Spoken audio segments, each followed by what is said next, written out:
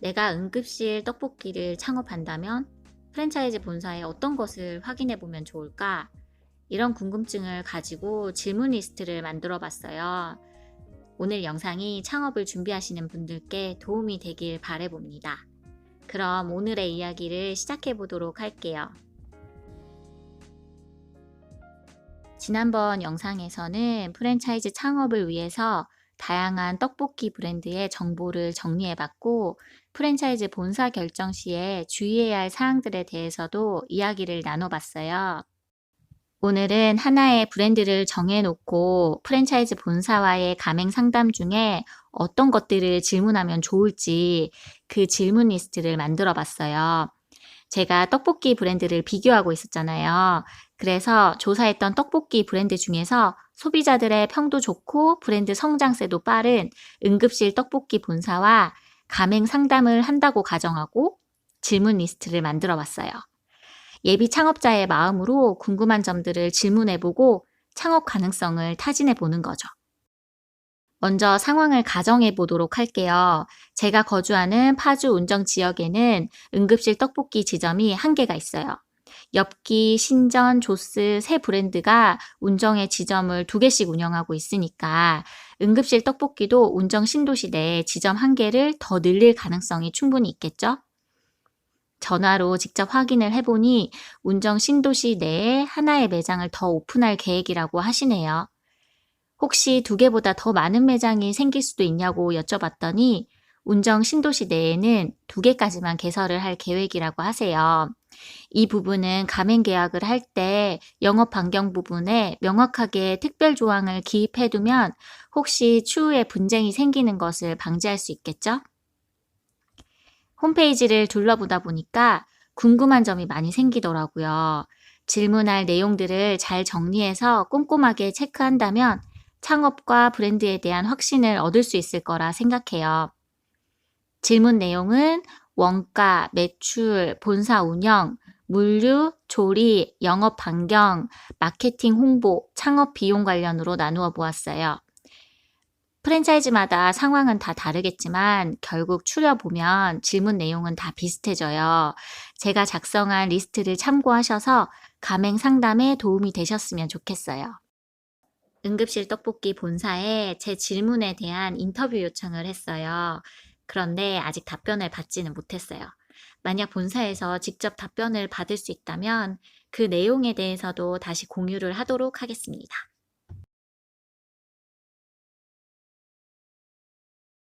먼저 홈페이지에 들어가서 응급실 떡볶이의 메뉴를 확인해 볼게요.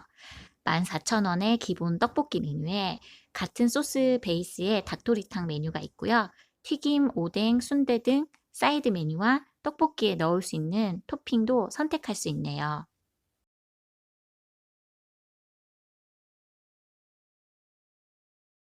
원가율이 27% 정도이고 수익률이 50% 이상 나온다고 강조하고 있는데 이 원가율 부분이 식자재 원가만을 의미하는 건가요?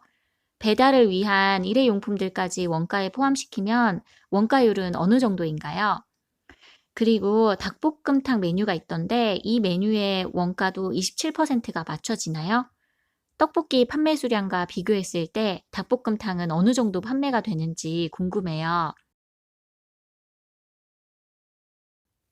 현재 홈페이지에 게시되어 있는 떡 원가 3.6kg에 3,273원, 소스 원가 1kg에 13,000원. 이 원가가 계속 같은 수준으로 유지되고 있나요?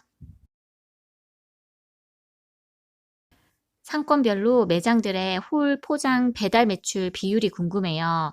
B급 상권을 기준으로 매출 비율이 어떤가요? 현재 본사 슈퍼바이저의 수와 직원 수가 궁금해요. 슈퍼바이저 한 명이 몇 개의 가맹점을 담당하고 있나요? 최근 2, 3년 사이에 가맹점 수가 빠르게 늘어났는데 본사 직원 수는 몇 명이나 증가가 되었나요? 가맹점에서 별도의 홍보가 필요할 때나 디자인 홍보물을 의뢰했을 때 본사 인력이 직접 대응을 해주고 있나요? 폐점을 하게 되는 매장이 있을 때 본사의 연결을 통해서 양도양수가 진행되기도 하나요? 본사 레시피 교육은 며칠, 몇 시간이 필요한가요? 떡볶이 떡은 당일 생산한 떡으로 매일 아침 가맹점에 배송을 해준다고 하는데, 그럼 다른 식자재들도 매일 떡과 같이 배송을 받을 수 있는 건가요? 아니면 떡만 따로 배송이 되는 시스템인가요?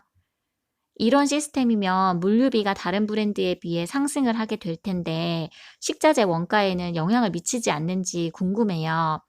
오히려 본사 공급 식자재 원가가 굉장히 낮잖아요. 어떤 방식 때문에 이런 가격이 가능한 건가요? 다른 프랜차이즈와 식자재 가격의 차이가 많이 나는데, 제조 원가를 낮춰서 가능한 건지 아니면 단순히 본사 마진을 줄인 건지 궁금해요. 식자재나 부자재 중에서 본사 물류가 아닌 사입이 가능한 품목도 있나요? 떡볶이는 미리 재료를 소분만 해두고 주문 즉시 끓여 나가면 된다고 했는데, 튀김류도 조리 과정이 비슷한가요? 오픈 전에 초벌 튀김 과정 없이 냉동 상태에서 바로 튀겨서 나가는 건지 궁금해요.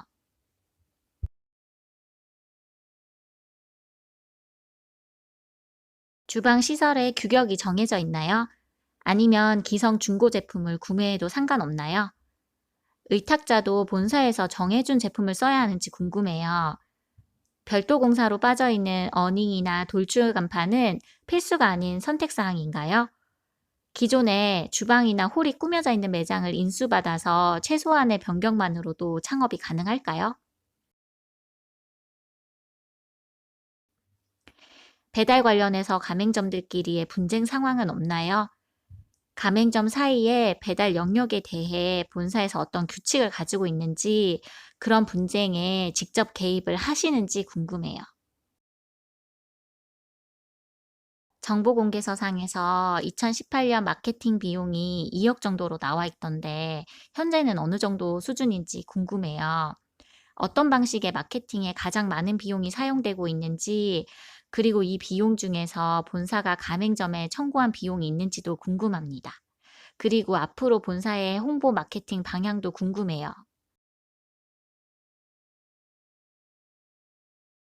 본사와의 가맹 상담을 통해서 궁금했던 사항들을 확인하고, 본사의 운영 방식이나 앞으로 발전 가능성을 잘 검토해보고 프랜차이즈 브랜드를 선택하시면 좋겠어요. 내가 가진 창업 자금 안에서 최대한 비용을 줄일 수 있는 방법도 고민해 보시고요.